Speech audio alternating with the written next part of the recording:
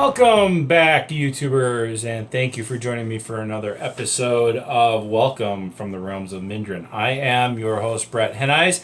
I am also the co-founder of Fantasy Adventures 360 and the creator of the Realms of Mindrin.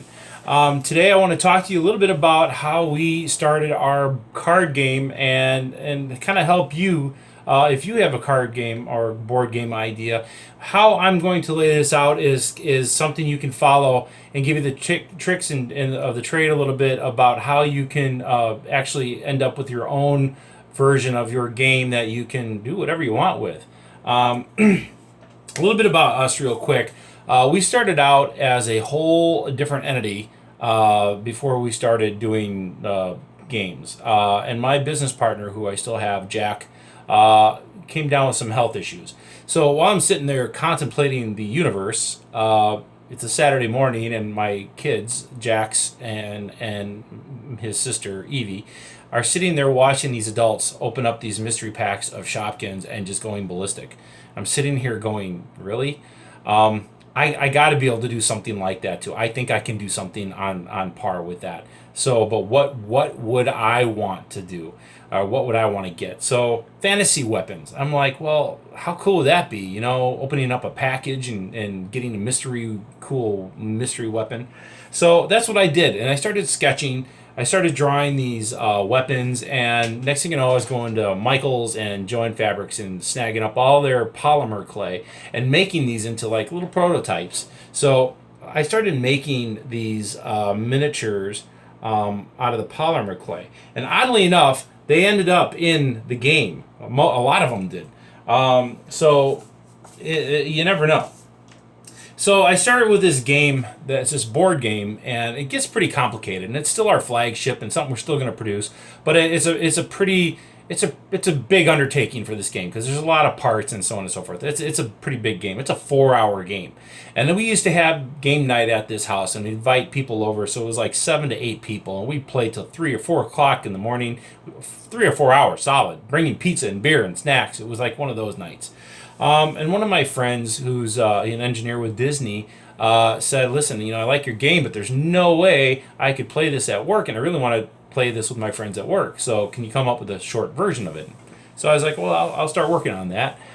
So I'm having coffee on a Sunday morning, like not that Sunday morning, not the next day, but later on, and I decided to start coming up with this card game. So if you can see now here, this is Oguna. And a little FYI, that little guy in the bottom there, that's little Oguna right now. He's our new version. And I got to thank you, shout out to Michael McComb. Check him out on Patreon. He's our artist. We'll get into more of that later. But so I drew Oguna, and then I put him on this card, and we printed on the back. It was nothing here. I wrote that on there, obviously. And then on the front, we printed, and I cut out these slots and had this whole game thing going. And I was like, I need to simplify this a little bit. So something that's going to be a little more common in size and convenience. So I went to 3.5 by 2.5 poker size card and came up with these guys right here. And thanks to my buddy Steven, who's still part of our group, he's out in Chicago right now, was using, I think, Adobe Illustrator or something like that, and would put down the artwork on there, and then we printed off a whole deck and we started playing. 2 or 3 weeks later, we're like, we've got something here. We really need to upgrade it, step it up a little bit. So next evolution was nicer paper. Then we printed on the back and we printed on the front and added flavor text. And those of you guys who don't know what flavor text is, it's kind of like it's a gaming term. It's a little backstory on the character. And that's what we did on our next version of the card game. Now we wanted to step it up and have something a little more solid. So we want to take it around and be able to people play and not wear out the cards. So I took 2 kinds of, I forgot what kind of paper it was. There was 2 kinds of paper. I printed one side, and then I printed the front side, and then we used the spray adhesive from Michael's. We'd laminate them together, and then we'd have a cutting party where everyone would guillotine the cards in half, and then to the top and bottom, and then they have a little card corner rounders at Joanne Fabrics, so we would go around and clip, and then give us that finished rounded look. that was the next evolution of the card game. And this next step, I want you to keep this in mind. We decided that we needed to print these. We needed to make them look a lot nicer and cleaner and actual like cards. So we went to Office Max / Office Depot. We waited till they had the 10% off coupon. So a whole deck was about 130 cards. I think we printed them for like $25 a deck, and we came up with these. Not bad, a little flimsy. It was a step up. So, but keep that $25 in mind. As we went on, we evolved even more so. We had a lot of people say, well, can you spice up the cards a little bit, give it a little more flair? So we went with this look for a while. As you can see, a lot of the cards went with a similar look but different colors in the back. But we had the helmet on there. It didn't look bad. It wasn't. I didn't hate it. But it just, after a while, it didn't really do anything for me. And I'm leading up to that. That whole $20, $25 thing here. We decided that we needed to go big. So if you decide that you're going to go big, you need to go to Print Ninja. They're who we use. We got friends in the gaming industry. They use Panda and other places. I personally really enjoy it. They're out of Evanston, Illinois. I'm from Elgin, Illinois. It's like a hop, skip, and a jump from there in the Chicago area. But these guys were amazing. And I say that because they print in China and their office is in Chicago. And I talk to the people in Chicago. They get their translators. They translate everything out. If there's problems, if there's add-ons, if something's going on, updates, whatever, there's a middle person that gives you the information the right way. I don't have to call China directly, and I don't speak Chinese. It would be a very difficult thing for me to do to try to work through the situation. But with Print Ninja, they make it a breeze, and I don't know if it really costs much different. There's not much a difference in the cost, I don't think. But keep it in mind. And I am, like I said, new to YouTube. I will do my best to have those links down there.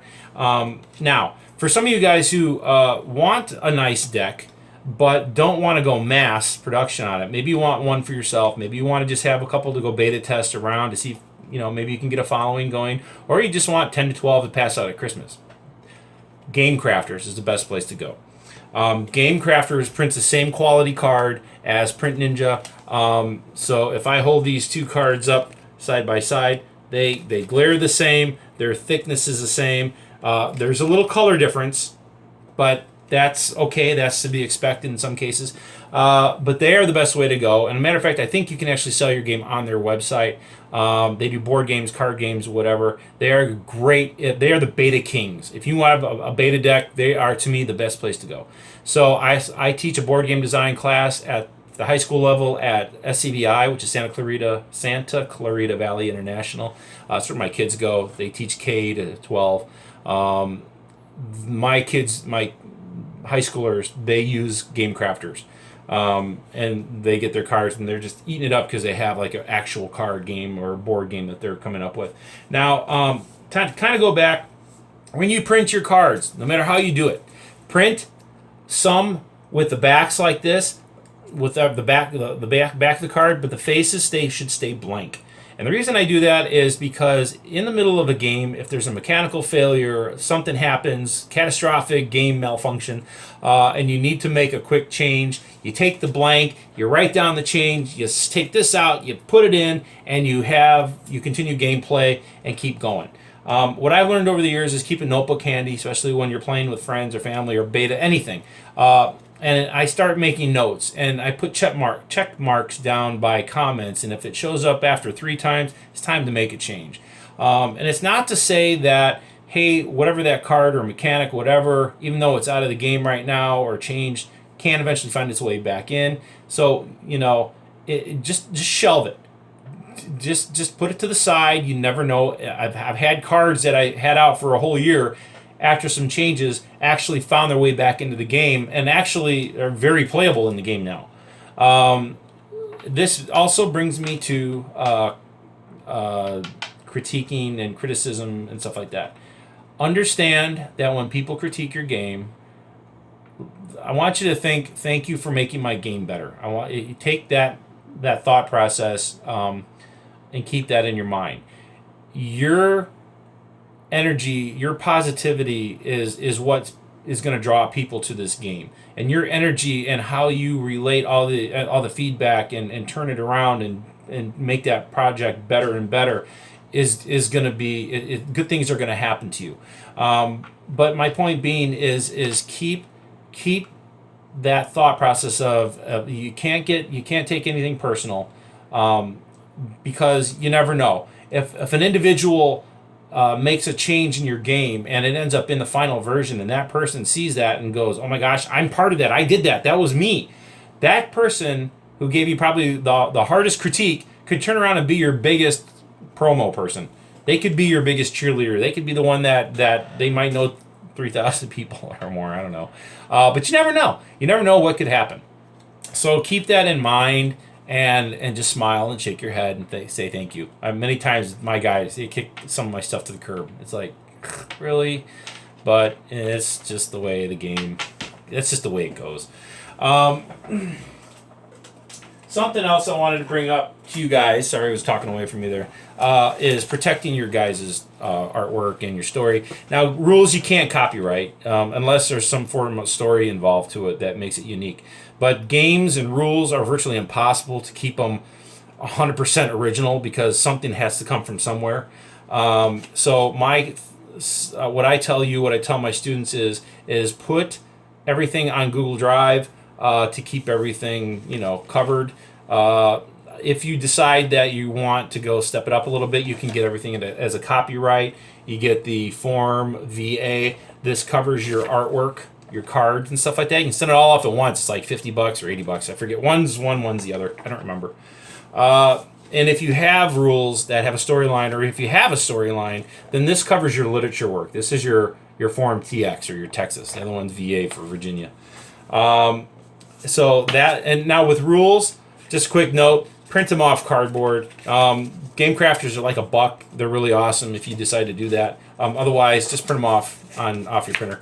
But these really can't be copyright, like I said. And something to take note with your game, you're going to have a lot of people out there that are probably going to try to make your game into something that's already out there. I know in the beginning we've had some players come up and they were all a little negative about it because it wasn't like Magic. And they tried to change it to Magic, and I basically, I didn't say much about it. I just smiled and said thank you. But when we had our review meeting, we all basically were like, we're not turning this into Magic the Gathering or any other game, and we're trying to make it unique. So try to keep it unique. So it's something that you got to get kind of used to.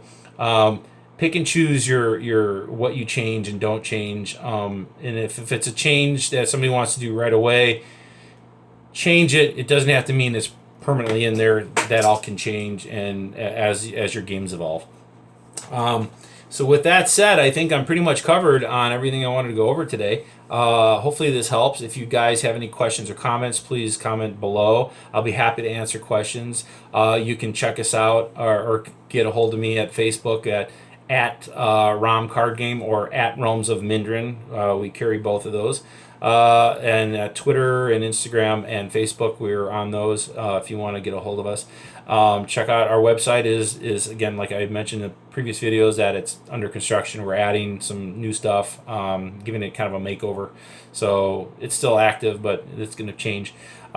Click Little Laguna. I think he's down here, but click him. And he's, like I said, he's our new version. Thank you, Michael McComb. For that guy. Click him.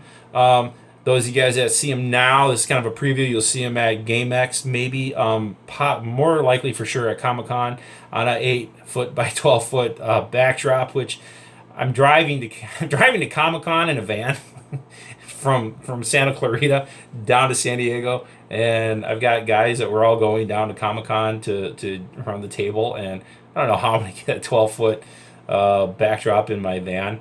Somebody's walking, and it ain't me. I don't know how we're going to get down there. If you get down there and see that backdrop, feel free to ask me how I got it down there, because at this point, I really don't know yet. I'm still trying to work it out. See, maybe they'll let me change it to something a little smaller. But we'll see. Anyway, thanks for watching. You guys take care, and will see you later. YouTube out.